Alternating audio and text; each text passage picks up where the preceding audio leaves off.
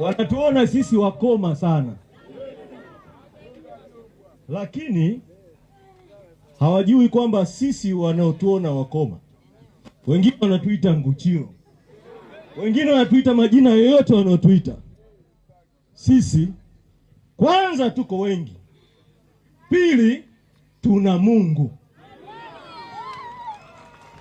Sasa nataka kuwaambia, wameua wenzetu Oktoba 29, si ndio?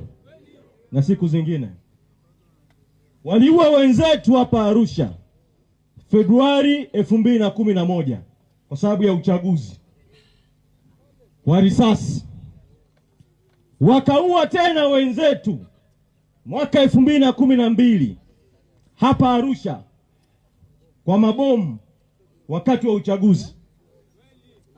Waliua wenzetu Zanzibar 2001 Januari 26, 27 na Tanga na Dar es Salaam kwa sababu ya uchaguzi.